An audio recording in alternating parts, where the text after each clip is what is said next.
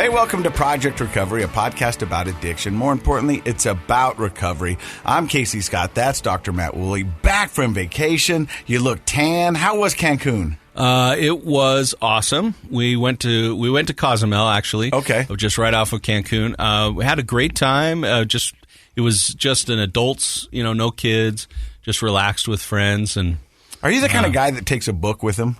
Yeah, I finished an autobiography of Will Sargent, the guitarist for Echo and the Bunnymen. It was very interesting. Finished that, and now I'm working on Golf is Not a Game of Perfect, which is written by a famous sports psychologist. I played a little golf yesterday, and they say golf is a game of missed shots. Okay. You know what I mean? Yeah. And how good is your miss? Yeah, how good is your miss? How good is your miss? And that's what it is. And another thing about golf is you've got to learn to play the course. Don't let the course play you. You got to play your game on the course every time. And you know what? It's funny you bring up golf because we didn't even plan on talking about golf, but golf can teach you so much. Mm-hmm. You spend 4 hours with a guy on a golf course, you can tell what kind of guy he is. You can tell how he gets when he gets mad. You can tell if he cheats. You can find out all sorts of things. Is he emotionally regulated? Does he have a plan? Is he organized? Yeah, you can learn all those things about a person for sure. Did you play golf down there in Cozumel? No, we didn't. It turns out that there wasn't. We could have gone onto the mainland and played, but there wasn't a course that I could find on the island. But it was fun. I was really into relaxing. There you go. So it was like eat tacos and hang out by the beach and that kind of stuff. Sometimes when you get back from vacation, you need a vacation. So that was my mistake. I got back really late 2 nights ago and had to be in the office seeing patients at 8 a.m. So I was a little tired, but it was worth it. But you're here to do the podcast, and while you were out vacationing, I was just getting back on TV. Yeah, no big deal. You're just becoming a television darling once again.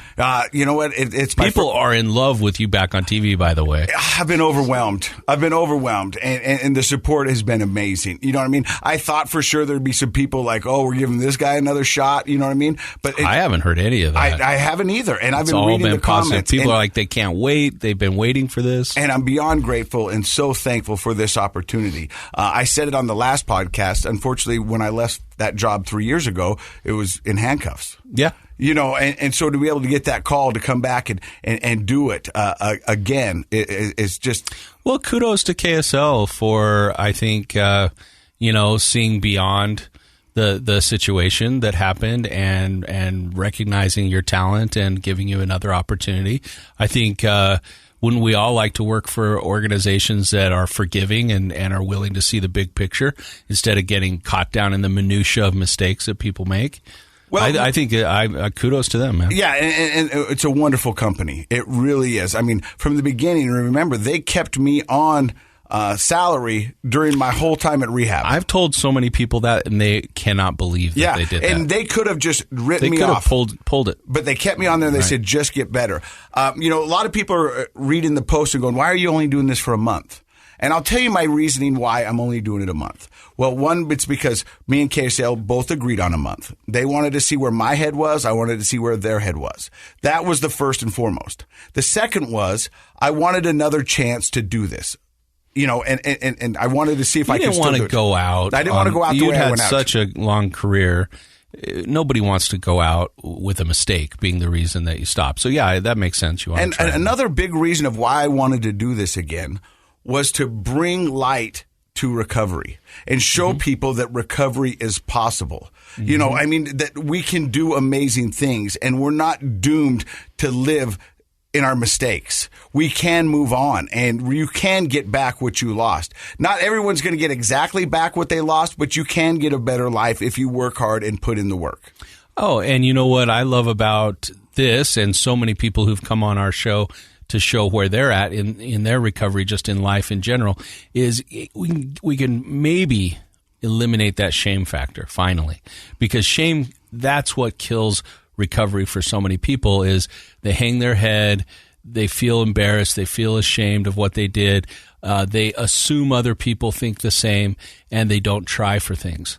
And I think we now live in a culture of addiction recovery where we're seeing that not only can a person say, that was a big mistake, I own it, I'm healthy again, I'm ready to go back and have a better life, but they can bring positive change to the community. So many people, including yourself, are giving back to the community, and I see way more of that from the addiction recovery community than the rest of us. One thing we both agreed on in that meeting with me and KSL is that we get to talk about the podcast on their air. So it's going to bring more people over to this podcast and let them know the good things that we're doing here over here on Project Recovery. So good. I'm grateful for that. I've been out and about in the public more so than I've ever been in the past 3 years.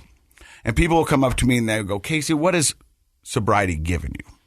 And somebody asked me that this morning. I was playing pickleball. And as I was driving to the gym, because now I have to go later to the gym, so I'm not going to see that guy who wants to fight me. I think that's a good thing. Yeah. Let him mellow a little. But here's what my thought on sobriety is, and I don't know if I read it somewhere or I made it up. Whatever it is, it rings true to me. This is what I've learned in sobriety. What I wanted, I had. What I needed, I didn't.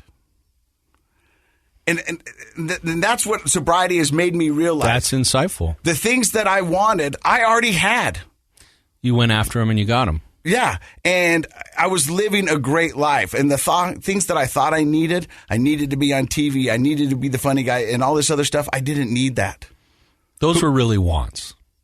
But in my mind, it was switched around. Right, exactly. It was switched around. I was putting the wrong energy in the wrong. I was putting the right energy in the wrong things, if that makes sense. Yeah, it does. And it brought you a measure of success, obviously.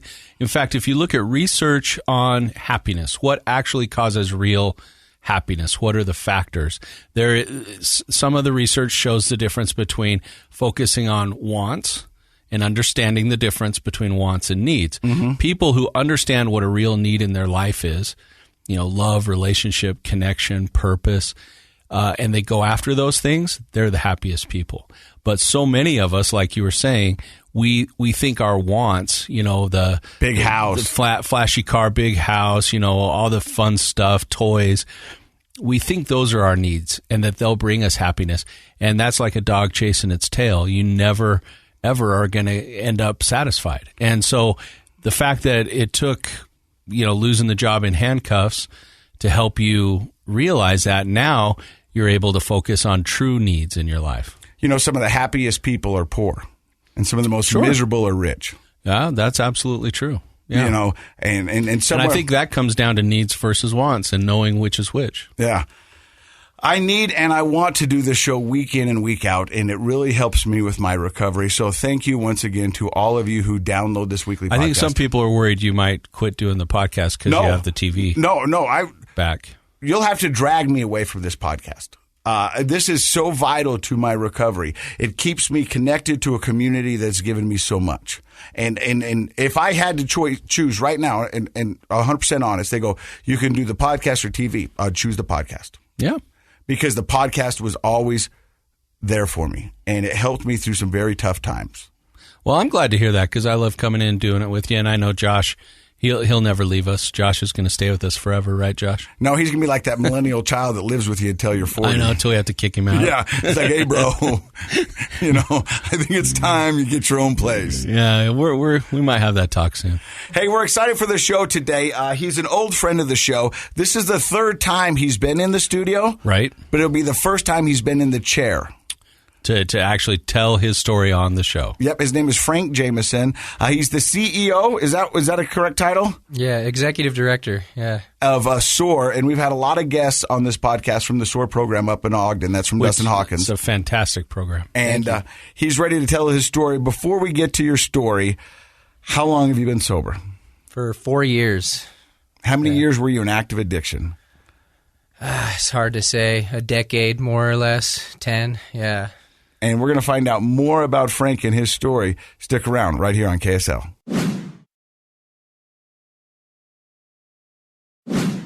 Welcome back to Project Recovery. I'm Casey Scott. That's Dr. Matt Woolley. He's a clinical psychologist. I never get old. It never gets old saying that. Really? Yeah, no, because really, I would like to think that I'm a pretty popular character on this program, but you are adorned. Yeah, I mean, people love you. I mean, they do. They because the great thing about you is that you speak our language. Speak like a dude. Yes. You have these big, dumb words that nobody understands, and after they leave your office, they're Googling them all the way home. Well, I'll take that as a compliment because, to be honest with you, I don't like those kind of experts, people that have to throw out the big words just to be experts. So I take that as a compliment. Thank you. In the TV world, they say KISS, and KISS means keep it simple, stupid. Right. You know what I mean? And when you go out and you do a presentation to somebody, you want to speak like you're speaking to a fifth grade audience. Well, I mean, you want to be understood, right? Otherwise, what's the point? Right. My favorite professors all through graduate school were people that could explain things, complicated things in a simple, direct way. They didn't need to puff up their ego to use big words. But there are definitely those guys and gals out there. They're out there. There's a ton of them. So I thank you. I appreciate that. Well, let's puff up his ego. We've got Frank Jameson here. He's the executive director of the SOAR program. We're going to find out what wonderful things happen at the SOAR program daily in just a bit. But where does the story of Frank Jameson begin? Where does it all begin? Well, before I get into that, I just want to take a moment to recognize a dear friend, a brother, a son, a father who is an alumni of our program who passed away last night due to this disease of alcoholism.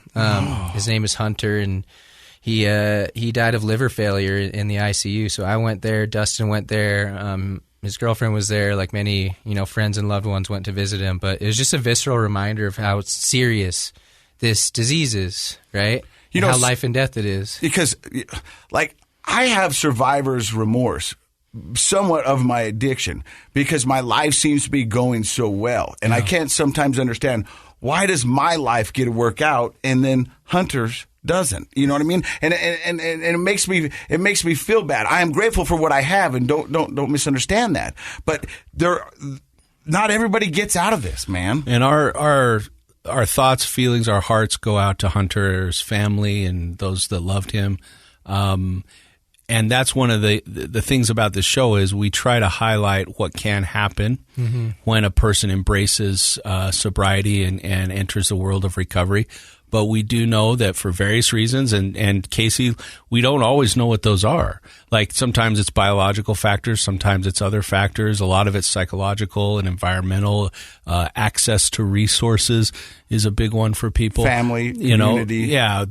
Why it doesn't work out in the end for some people. All I can say is I just hope that the lives that Hunter touched will, and I'm sure they will be, better off for having known him and having had him in their lives, and take some inspiration from him. Absolutely. But that's where we're very sorry to hear of that loss. I just wanted to mention it and kind of dedicate this to him today. I appreciate you doing that, because sometimes we don't. I mean, that's not what this show is about necessarily, but it's important for us to remind ourselves that this is a life or death disease.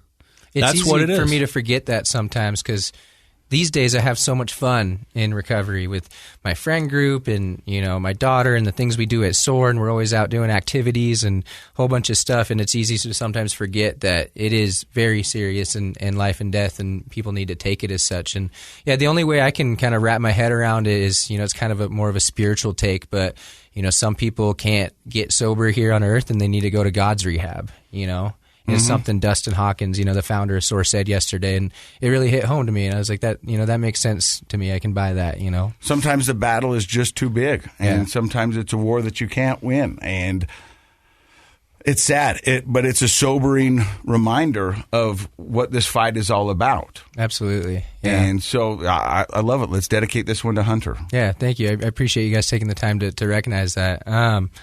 So anyways, once again, my name's Frank. I'm the executive director of SOAR. I guess my story begins when I was born, 1991. I'm 30 years old this year, which is kind of different. Whoa. What year did you graduate from high school, Casey? 1992. And I was 90, so I love it. We're pretty old. I love it. My wife, on the other hand, thinks that I'm really old because I'm 30. You have no idea.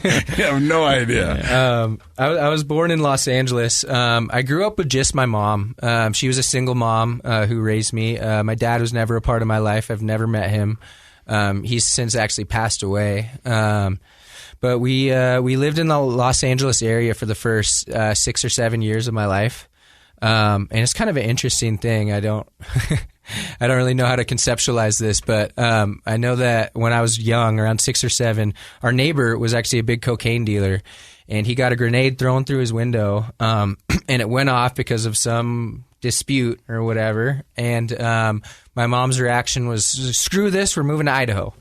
You know, and we lived in a fairly nice neighborhood of LA. You know, probably fewer grenades through windows in Idaho. Exactly, yeah. Fewer. I didn't say none. Fewer, I didn't say none. Depends on where you're at in Idaho, but it's not like we lived in a bad area of LA. It was, pretty affluent and kind of tucked in the Hollywood Hills. But that's just how it went. And my mom's reaction was we're getting out of LA and up to Idaho.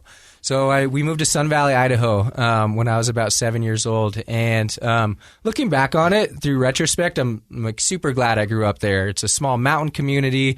For those of you that haven't been there, really similar to Park City or Aspen or something. Everyone loves the outdoors. It's really tight-knit. But growing up, I didn't have as much appreciation for it. I kind of, resented it a little bit. My mom brought me out of California, away from my best friends and the ocean and like my other family members, aunts and uncles, cousins, this and that. But I had a pretty good childhood. No trauma that I can think of besides the grade. Besides, I don't even remember it. Oh, okay. It's just that's what happened. My mom told me. Family members tell me, yeah, it was a crazy story. And sold the house, blah blah blah. Moved up to L.A. But isn't it weird that moved up to Sun Valley? But it's weird that you don't remember the grenade. Yeah. But you remember your mom taking you away from your friends.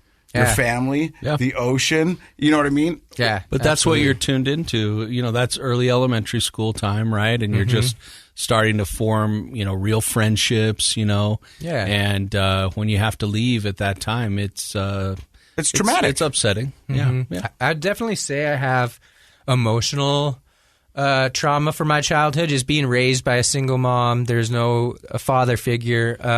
My mom was kind of up and down through a lot of my childhood and not always there emotionally, I think. And I always had everything I needed, right? Or wanted. I don't know. As the interesting discussion you got into early, but I always had food on the table and, roof over my head and any toys I could play with. She took me on awesome trips to, from a young age to Mexico and, Hawaii, wherever you can name. But I always feel like, she wasn't always there as I felt like she should have been, I guess, as a mom.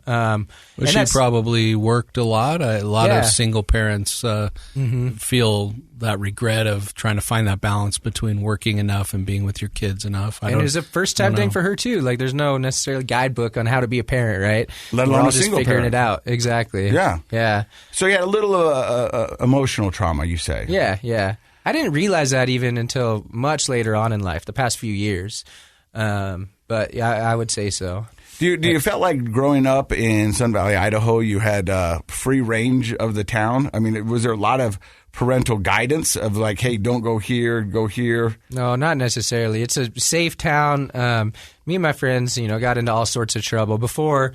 We started down the path of drinking and, smoking weed and drug use and that sort of stuff. We would, shoot paintball guns at cars and small town trouble, right? Exactly. Yeah. Small town trouble. Snowballs at cars. Exactly. Yeah. Things like that. Blowing up mailboxes. Yeah. All the don't fun do that. stuff. Yeah. Toilet paper in houses on Halloween. But now you don't want toilet paper houses because it's expensive. Yeah. Right. Yeah. That toilet paper. COVID toilet Go with paper the one prices. ply. Yeah. You know what I mean? I love it. I was in 7th grade, so about 13 years old, the first time I ever got drunk or smoked weed. And it was impactful in my life. It wasn't this aha moment where I hear a lot of addicts and substance abusers kind of say it changed their whole world, and I finally felt like I could be in my own skin. And it was the missing ingredient. Exactly. I wouldn't say it was that, but it was definitely this is fun. This is something that I want to be part of my life, right? It's what, all the other kids are doing, the cool older high schoolers are doing. And it definitely allowed me to, I guess, come out and play a little bit. I wasn't so nervous, talking to girls, or I felt like I could tell jokes, and, I wasn't all worried about, what do I look like standing here? What do I do with my hands? And how does my hair look? And what, blah, blah, blah, right? It just, that all kind of melted away, and I felt like I could be myself and relax and hang out and, I guess be sociable, right? I would say a certain amount of that is typical for that 7th, 8th grade, right? Junior high. That's why junior high is tough, is because we all become sort of self-conscious. Would you say you had more than the average anxiety for a kid that age, or do you feel like your anxieties and self-consciousness were kind of typical? I thought it was pretty typical. I don't think it was necessarily more than, other kids. All I knew is, when I liked to change my headspace from the first time I did it. I got high, I smoked weed, I got drunk, and I was like, this is fun. And so it's something I'm going to keep pursuing, right? And yeah, it helped with all that stuff too. But I wasn't acutely aware of that at the time.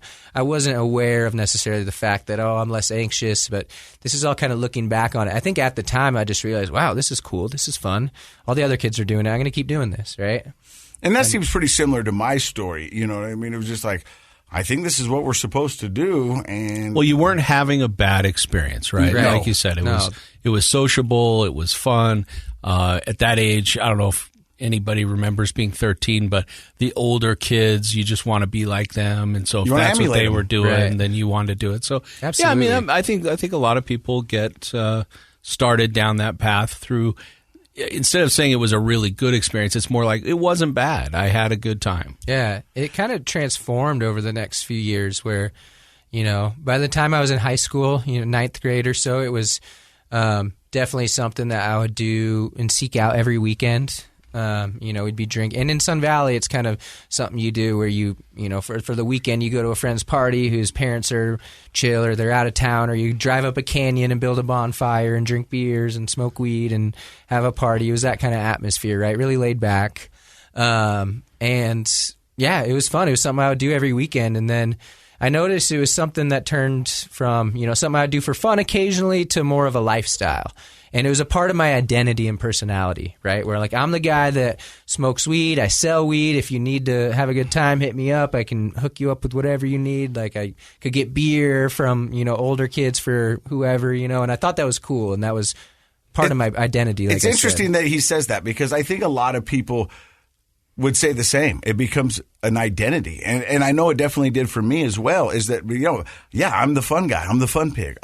This is what I do. Yeah. When you see me, a party's about to happen because that's what I do. Oh, yeah. Well, I think we've, touched on it a little bit before, but I'm glad you used the word identity. It's that overlay of, it's the natural time in life, early to mid adolescence is where you're playing around with things to build an identity. Mm-hmm. Like that's now, you can't avoid it. Everybody does. It's psychological development.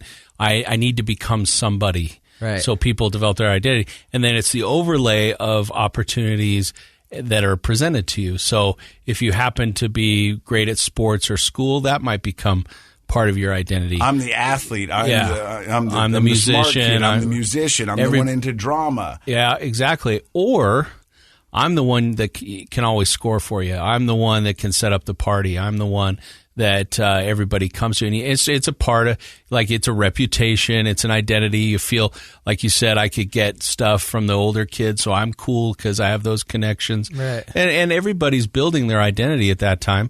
And so a lot of people, that becomes their identity. Did you have other major identity sources? Were you a skier or anything like that? And so looking back on it now, too, it was sort of a chameleon where I could fit into any sort of situation I needed to be in and kind of feel at home, right? And so when I needed to put on the face of being a good student, I could sit in front of the class and answer all the teachers' questions and get straight A's and do all that. I was, snowboarded, I played tennis, did a lot of things. And it's a small town, and so there's not too everyone kind of knows everybody. But I could pretty much mesh in between friend groups seamlessly, and that was part of my identity too, is being whoever you needed me to be. You're listening to Project Recovery. We're finding out more about Frank's party persona. We're going to see where it leads him next. You're listening to Project Recovery.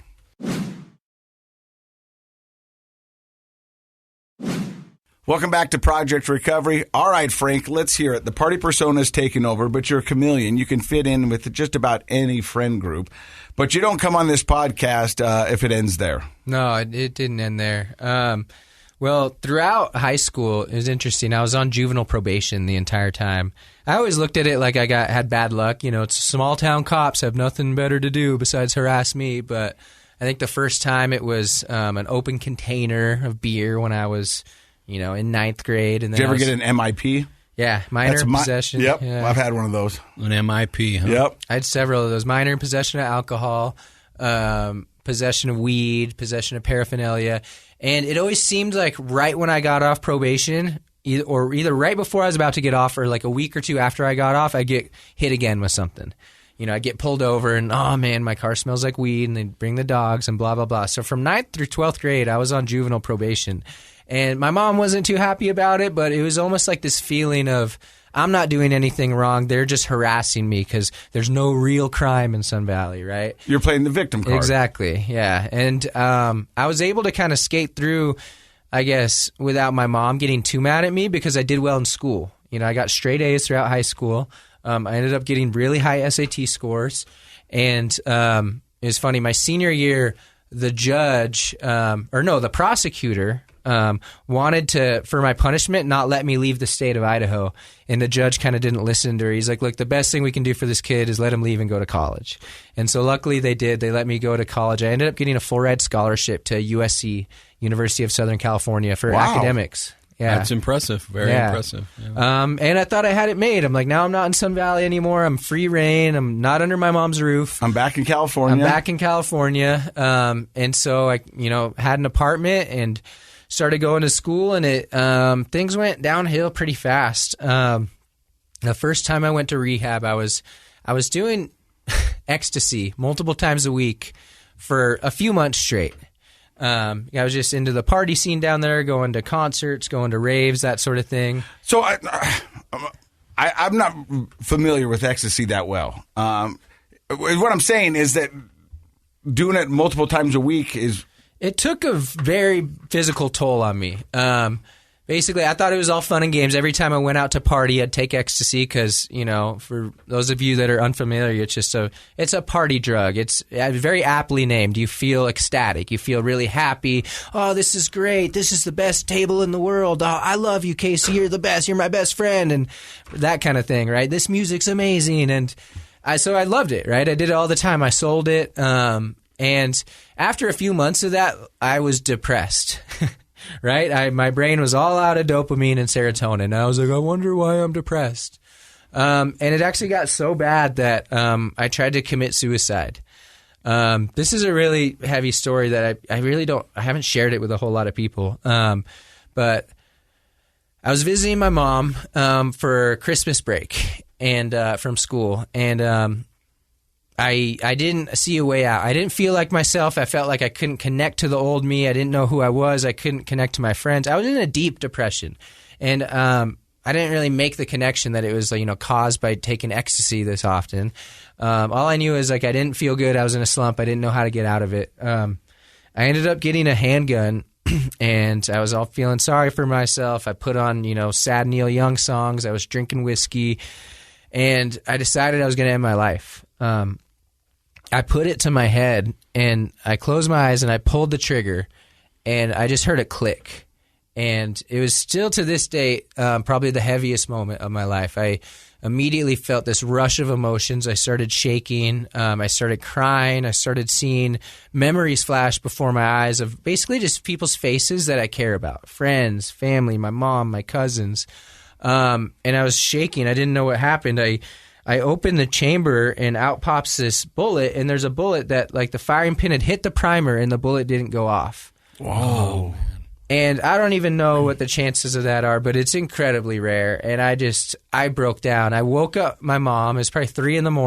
with a handgun in my hand, tears streaming down my face. I was like, I need help. And she sends me to rehab, right? So that was a very dramatic way for me to enter my first rehab. I was still 19 years old. I just turned 19. And over the course of spending 30 days in rehab, I was sleeping regularly, eating right, no drugs or alcohol in my system. And I started feeling normal again. And that's the goal of a rehab. Right. 30 to 45 days, proving to yourself that you're not going to die without the alcohol or drugs. You start to work out. You talk to a therapist. You're around like-minded people. You start to find your community. Yeah. And so, I mean, rehab, like I tell people all the time, if you can get 30 to 45 days in rehab without an addiction, take it. Exactly. Because it great. it is absolutely amazing. It really is a time to work on yourself. Yeah. And so you felt like you were becoming your old self again. Yeah, and I never thought that drugs and alcohol were the problem. When I was there, I was here for my depression. And yeah, they're kind of caused by drugs and alcohol. They're wrapped up into the whole issue, but I'm the problem. Right in between my ears is the problem. So when I started feeling back to myself again, I was like, I'm fixed. There is no problem anymore. And I remember about 2 weeks after I got out of rehab, I was at a party with some friends, and my friend had a benzo. I think it was like a lorazepam, right? Similar to Xanax or Valium, something like that. I remember I took it at the party, and I immediately felt even more like back to myself again. And I remember vividly thinking, this is it. This is drugs aren't the problem. They're the solution. I was like, this pill like makes me feel great again. The opposite of how I felt when I was depressed and lonely and wanted to kill myself. And I'm like, so they were wrong at rehab. Drugs weren't the problem. Like they're like, all I need to do is take one of these every day and I'll be great.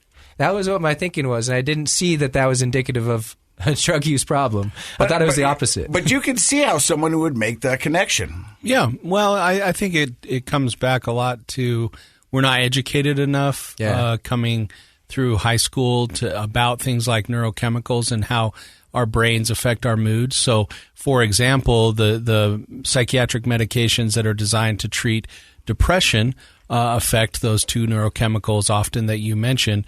Norepinephrine's one, but serotonin and dopamine. Yeah. Ecstasy uses those all up. So a lot of people are born without having proper amounts of those in their system, and the medications help them.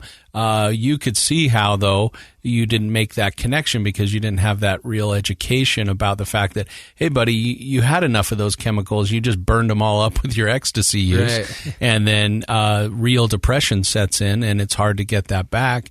And then you take something like a benzodiazepine, and boom, you're feeling amazing. The problem is, as you know, you take one benzo and it's amazing, and then you take the next one and it's less, and then it's less, and then pretty soon it flips on its head and you need them just to feel normal. Oh, yeah. Yeah. I didn't start experiencing that until a few years later in terms of taking the drugs just to feel normal. But I guess, I went back to college after rehab. I had taken, a little medical hiatus. And the next 2 years were okay. I did my freshman year and sophomore year in college. And I was a heavy partier. Again, I was a chameleon. And it was part of my addiction too, like feeling like I could fit in anywhere. And it escalated from just the friend groups in high school to like the LA atmosphere. So in the day I could be in class and, talk to the professors. Then I could chop it up with the dean of the USC Law School. And then I could talk to the girl at Starbucks. Then I could go to a frat party and talk to girls there. And then the next day I could go into the middle of the hood and talk to, real gangbangers and get drugs from them so I could sell them on campus. And I could really fit in anywhere. And I just, again, my identity was a big partier, big drug user, big, drug distributor, or so I thought I was freaking El Chapo, but yeah. And on the inside, I guess looking back, I was just scared. I didn't really know who I was, but I knew I could be whoever you wanted me to be, and kind of felt like I could put on a show for the people at school. And so you were relying on breadth of personality, not depth of personality, right? Yeah. And I think that happens a lot to people where, they kind of get caught up in feeling like I can be whoever I need to be in a particular situation, but that leaves you superficial. Oh, right? Absolutely. And so at the end of the day, when you're by yourself and you reflect on who you are, there isn't the depth that you want there to be. And so you become in conflict with how you feel about yourself. And it goes back, it can start up that whole process again of self-loathing and hatred and depression. Absolutely. And pretty soon the bottom kind of fell out, and I was spending much, much less time in the school version of Frank and much more time in the, drugs and partying kind of thing. Even so much so that my friends that were all in fraternities and stuff were like, we're worried about you. I'm like, what do you mean? And they're like, well, we still managed to go to class and do this. And for me, that was starting to become a very minimal part of my life. I thought that should be a red flag if the frat guys are worried about you, right? Yeah. I thought I was smart enough I could skate by and still do well in classes. And I kind of was. My grades had maybe dropped to B's from A's, but I was like, I can still manage this. And then it all came to a head. It was my the end of my spring semester of my sophomore year, I ended up failing every single class due to the fact that I didn't show up to my finals. I was in a week-long blackout period. I vividly remember this moment where I don't know where I was. I blacked in because my phone is like buzzing. This alarm's going off in my phone. I kind of, get it out of my pocket. I look at it, and it's a, alert that I have a anthropology final in an hour. And I get a load of my bearings, and I'm nowhere near campus. I'm in the middle of the hood in LA. For those that are familiar with LA geography, I'm on 80th Street in Hoover, 80th in Vermont, miles south of USC in the hood. And I had no idea how I got there. And there's people I'm on a couch on a lawn, and there's people, it's a crack house. People are running drugs out of this house, and I'm spilling a beer on my chest, and I have no idea, no recollection of who anyone is or how I ended up there. And then people are kind of joking with me, and they called me effed up Frank. And they thought it was so funny that I was there. And you remember last night? I'm like, no, I don't know how. And I didn't have my wallet. I didn't have my car keys. I ended up walking miles, probably, 10 miles or so back to school. Needless to say, I missed that final, and I was so ashamed of missing that final that I kept the blackout going, kept partying, and didn't show up to any of my other finals. And as you know, in college, the final is 50% of your grade. So due to that, I ended up failing all my classes. Did you ever find your car? Yeah, it was back at school.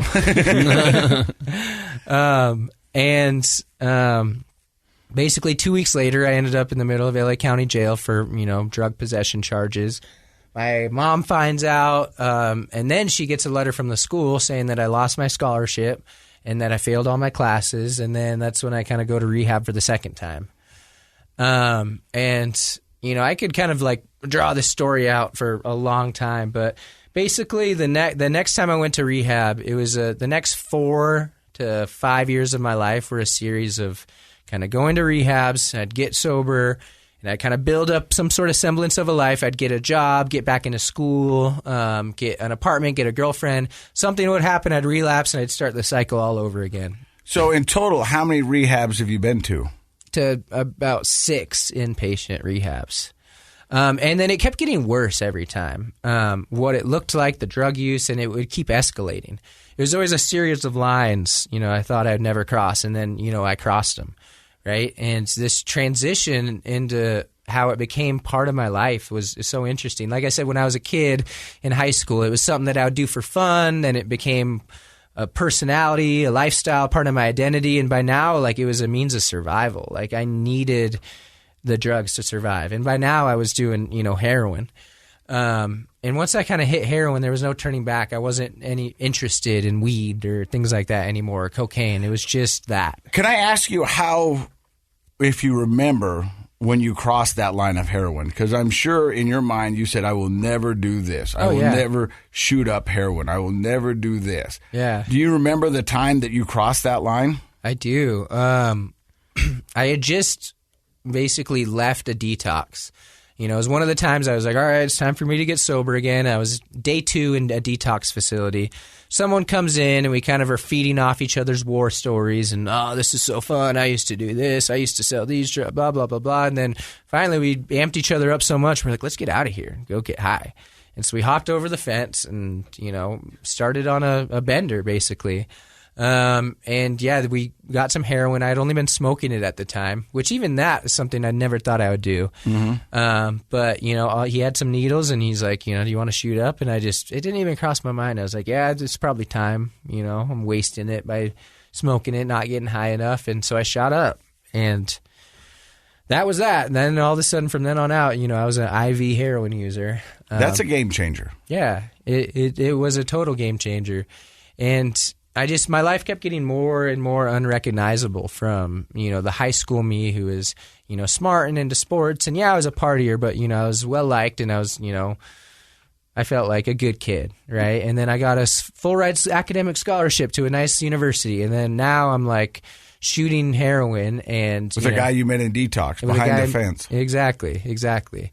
And I'd been through this so many times. There's one quick anecdote or little story I'd like to tell is, the longest I put sober together in those 4 or 5 years after my second rehab was about 9 months. I had about 9 months sober. And things were going great. I was going to University of California, Irvine. I had a job. I had a girlfriend. I had an apartment. And my girlfriend and I at the time, we went to a Red Robin, and things were going so well. And the frou-frou drinks that the waitresses were carrying looked so good. I was like, should we have one? And she's like, yeah, why not? How can it won't hurt. And I had a drink. We had a few, but I didn't wake up the next day in jail or behind a dumpster or whatever. I woke up the next day, went to work, went to school. Everything was fine. I was like, I can drink. Well, 3 weeks later, I was doing heroin and meth every day. And it was like a really fast learning lesson that I can't do anything at all.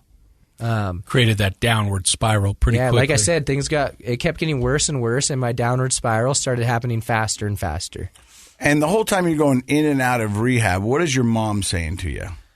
She was there. She was trying to be supportive, but, she was kind of at a loss of what to do. She had, at that time, been to a lot of Al-Anon meetings, spoken to a lot of professionals who kind of taught her not to enable me and kind of taught her the tough love, which really, I think, helped me. Without that, I don't know what my story would have looked like, but... But she did some research. She got some education. She did. Yeah. And I think that's a valuable lesson for all our listeners that, that although the addict is going through it and you don't know where to turn, there are places like Al-Anon. There are places like SOAR. Call them and they'll tell you, you know what I mean? And they'll walk you through. They can't tell you what to do because they don't have any skin in the game, but they can tell you what science and what works. Well, they'll tell you what typically works, and it reinforces your mom's a good example of somebody that embraced the fact that it's a family disease. It is. And she needed help and she needed support. It wasn't all Frank's fault. It wasn't Frank's problem. Yeah. And that is one of the most, I think, healing things. It's just that attitude shift where families, when they can embrace the fact that I may not be the one taking the drug, but my loved one, my family member, so I'm going to go to Al-Anon or I'm going to go to SOAR. I'm going to get the help that I need because I'm part of this. And I'm sure you're right that your story has turned out better than if she had just enabled you and blamed you and that sort of thing. Exactly. So what does rock bottom for Frank Jameson look like? Well, my insurance, funny enough, I had been going to too many rehabs, and they stopped paying out for treatment centers in the state of California. And I don't know how the policy works with Regents, but they were basically, I talked to someone, and they did my verification of benefits, and they're like, they could still send you to rehab in Utah, and Regents would pay for it. So I basically got on a plane with an interventionist, and we came up to Utah, and I went to treatment up here. And I didn't stay sober. So I ended up meeting a girl in treatment. Great, highly recommend it. We thought it was going to be happily ever after, and we left rehab together, and pretty soon we were living in my truck, homeless on the streets of Salt Lake. And so for the next year of my life, basically all of 2017, I was living in Salt Lake. When we came up on some money, we'd be living in the good life in a Motel 6. But for most of it, it was, living in the back of my truck under a camper shell, like in a Walmart parking lot or a parking garage. And we were doing what we needed to do to survive. We were selling drugs, we were stealing. And again, there's another line I thought I'd never cross, from doing the heroin to doing the IV heroin. Well, I was like, I'm never going to steal. Well, I started stealing from, you name it, Target, Walmart, Home Depots, running little scams, fraud, hustles. And then I was like, but I'm definitely never going to steal from a person. Well, towards the end of that, I was breaking into freaking houses in nice neighborhoods when it seems like, the husband and wife were at work, and I'd break into the house and steal valuables, jewelry, freaking a laptop. And I was just so far gone from my moral compass and who I thought I was that I was just resigned to the fact, like, this is my life. I'm not going to get better. I've been to too many rehabs. I haven't talked to my family, my mom, in months. They've cut me off long ago. I'm like, I'm either going to die a junkie or I'm going to go to prison, or even worse, I'm going to live this way for another few decades. I didn't think there was any hope for me. I was too far gone. At a certain point, I almost lost my foot due to IV heroin use. I had injected in my foot. I missed a vein. I should have gone to the hospital immediately. It started swelling up, turning red, but I waited 5 days, of course, and I walked into a ER room in South Jordan, and there was like 15 people in the ER room. The nurse took one look at my foot and wheeled me back in front of all those people, and she's like, "We need to get you in surgery like yesterday." And so I didn't realize how dire it was, but they called their emergency orthopedic surgeon. He came in, and the first thing he says is like, I'm going to do my best to try to save the foot. And I didn't know I was in danger of losing it. I was like, hey, just give me some antibiotics and drain it. And he's like, we're past that. This is septic. This could spread to your heart. Like, you could die. We need to amputate the foot, but I'll try to save it. I started freaking out and thrashing and screaming nonsense about how I'm going to sue this hospital if I lose my foot, blah, blah, blah. And anyways, they give me a shot to calm me down. And then next thing I know, I woke up from surgery and I still had my foot. But I was in that hospital for 17 days, and I had 5 surgeries on it to save the foot. And I have it today. I still have really pretty bad scarring, but I have full use of it, full strength, mobility. It was pretty miraculous. But it was crazy. Even in the hospital, I had a stint, right? And I was using it to shoot up heroin. I was still having my girlfriend at the time bring me in heroin.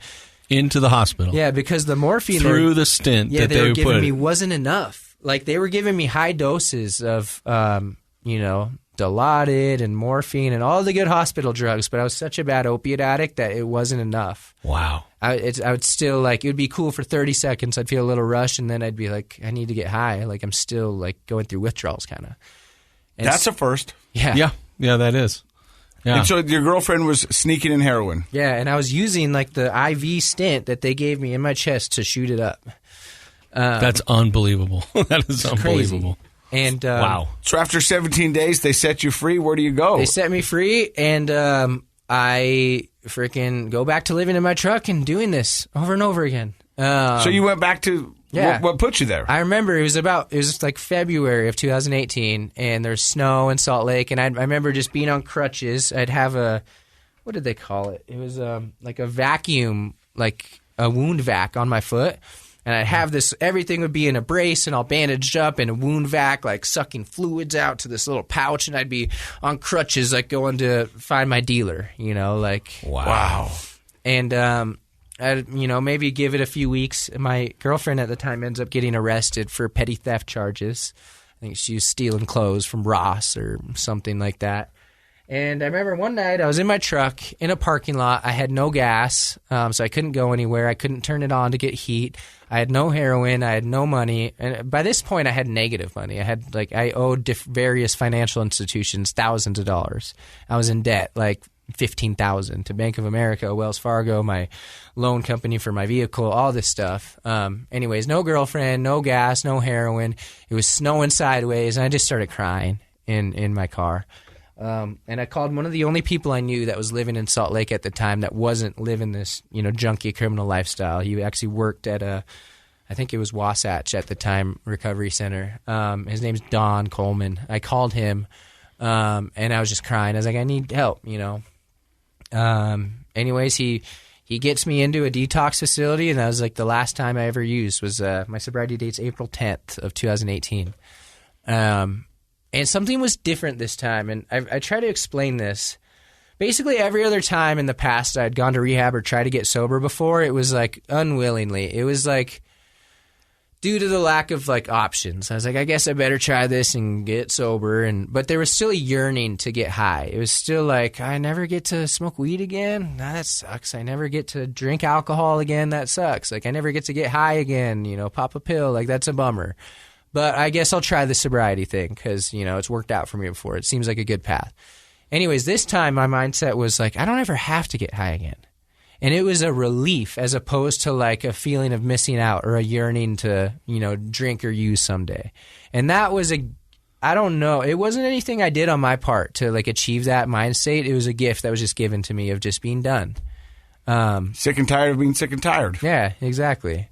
Well, it sounds like you crossed that line from drugs and alcohol being some sort of good time or alleviation of pain to a burden. Yeah. It was just a burden. It had crossed that line like a while before that. I just didn't.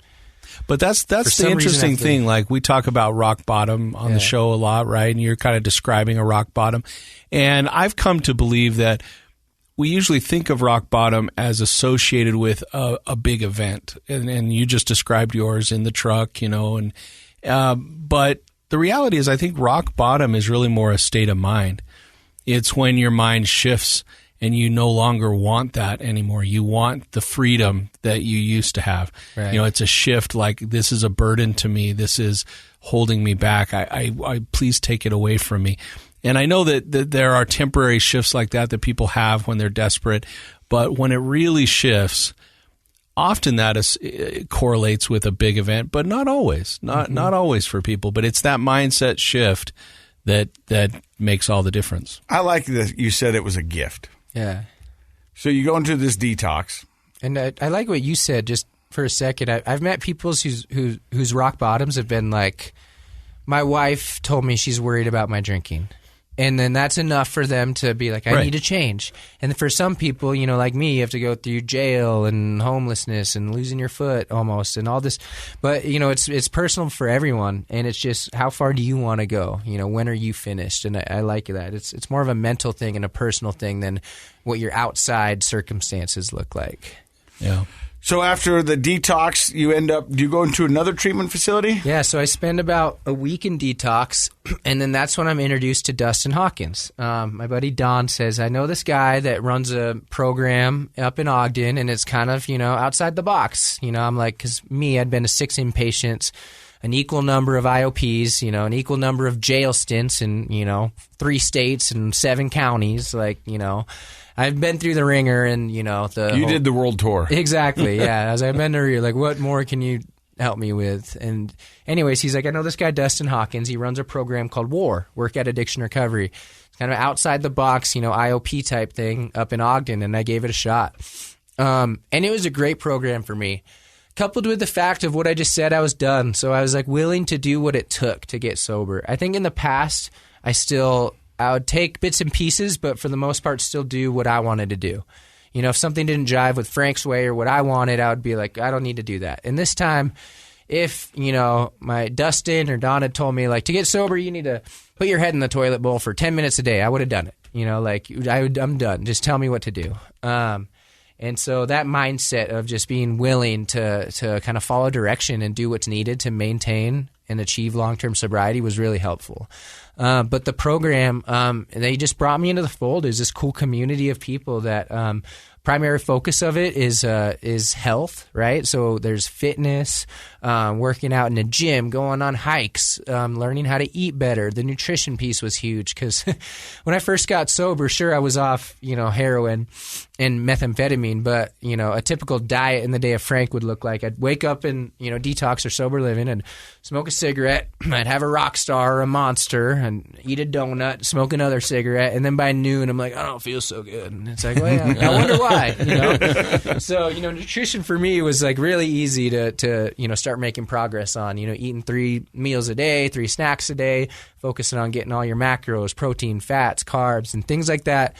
I think early on in my sobriety helped kind of reestablish. It's a key pillar in sobriety. Yeah. I mean, it really is. Well, and you'd done so much damage for those years to how your body functions, your neurochemicals and its ability to function. People don't realize that those are limited resources. Right. Our brain's job is to keep us alive, but our brain operates on limited resources.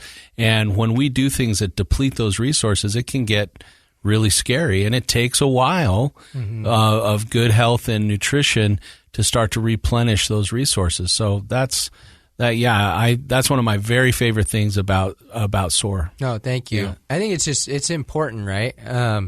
And it, you know, resets your hormones, gets you feeling like you again, right?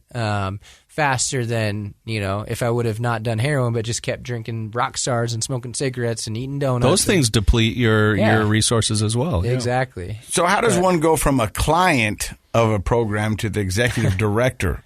Well, so in conjunction with doing the program, I also got heavily involved in, you know, the 12 steps of Alcoholics Anonymous. I got a sponsor, went through those steps, and, you know, just really did the whole thing, gave it my all. But with Dustin, we just became best friends. I graduated the program. At the time, he was partnered with another treatment center in Layton. You know, he ended up pulling back and just going back to just a nonprofit organization. He didn't like the way things were being run necessarily. And at that point in his life, he was like, you know, kind of scared at a crossroads, not sure what to do. I was coming up on a year sober, not even a year sober at the time, probably 9 months sober. And we were hanging out one day, and he's like, "Can you help me with this?" And I was like, "Yeah, let's do it." And we kind of, took the bull by the horns and just, created a cool little program out of it. We since changed the name from WAR to SOAR, which stands for School of Addiction Recovery.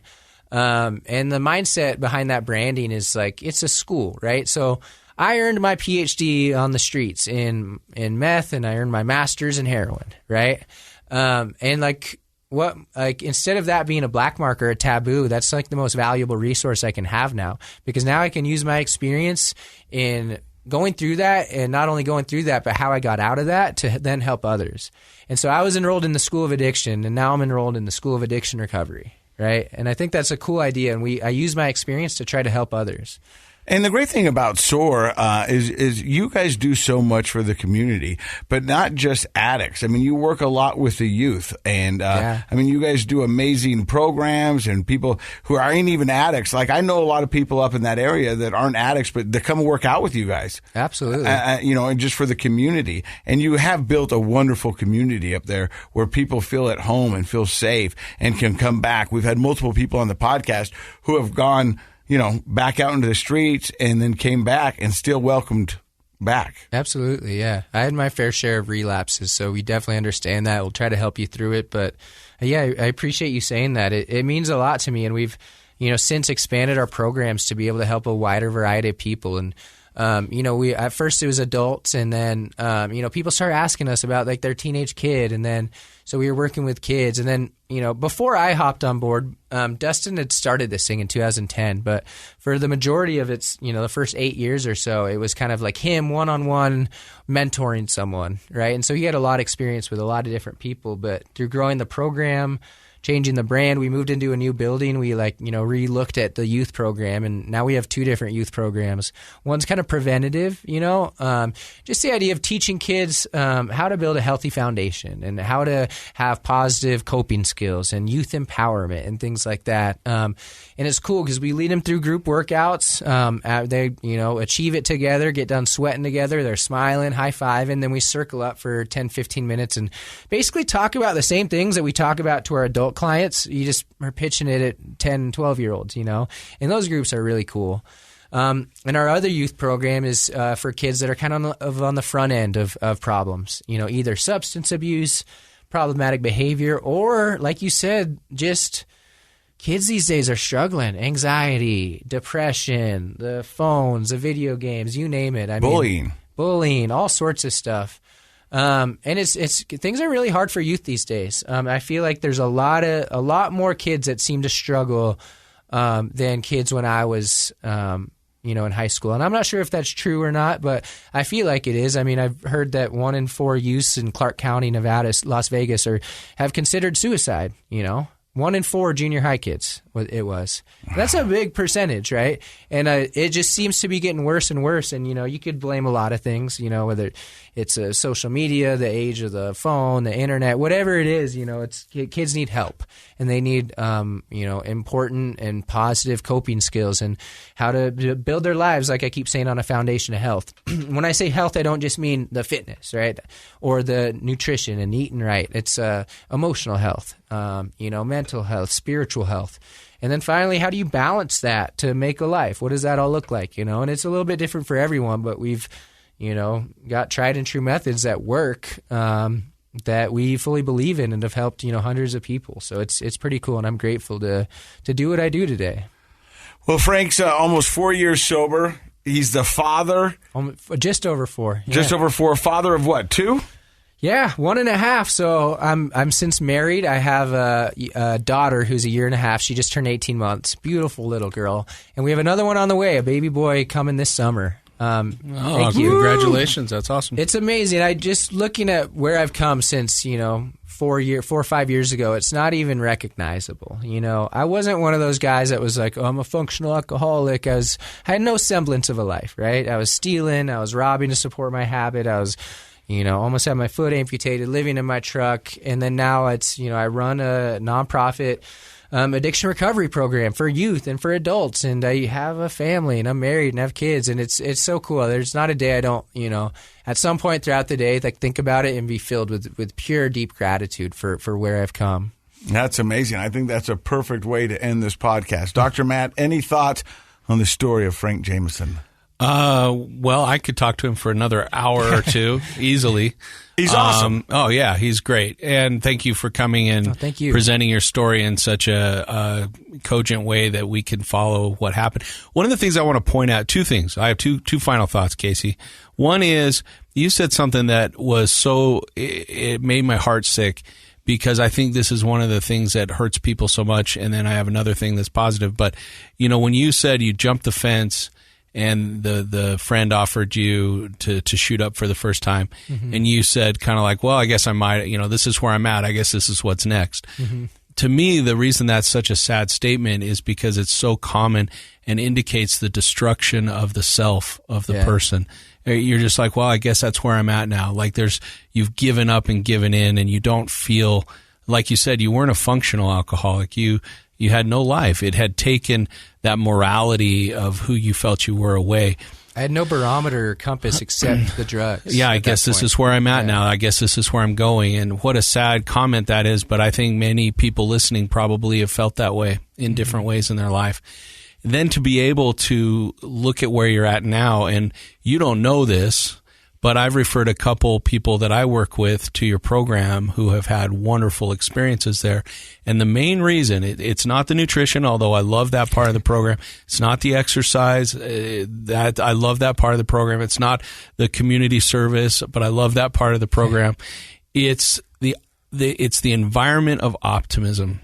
That right there to me is the most powerful thing. That's why kids, teenagers want to be there. It's that power of positivity. When you feel optimism in a community, you can do anything. Yeah. And I appreciate you guys for making that happen. Thank you so much. I really appreciate that. And the thing I love about Frank is, once again, you are proof that recovery is possible. And so are you. And and I'm grateful for it every single day. And a lot of times I look back on my life like you did and go, I can't believe that was me. And I can't believe this is me, because I didn't see those two ever connecting. I really didn't. I was like, okay, this is it. And I said the same thing that you did to heroin. When I was done, I was like, well, I guess this is it now. So we'll see what this looks like, because I didn't think I'd ever be able to get it back. But my life is 100% better than it ever was. So thank you for stopping by. And the SOAR program, you can find it up in Ogden. Project Recovery is a what, Dr. Matt? It's a KSL podcast. Giddy up.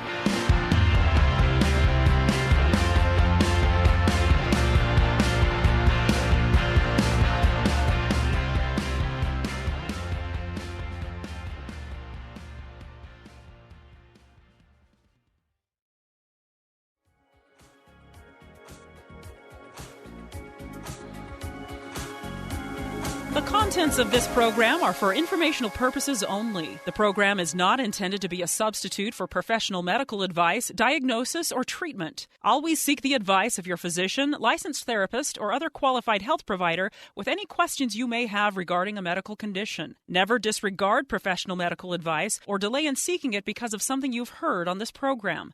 KSL does not recommend or endorse any specific tests, physicians, products, procedures, opinions, or other information that may be mentioned on the program. Reliance on any information provided on the program is solely at your own risk.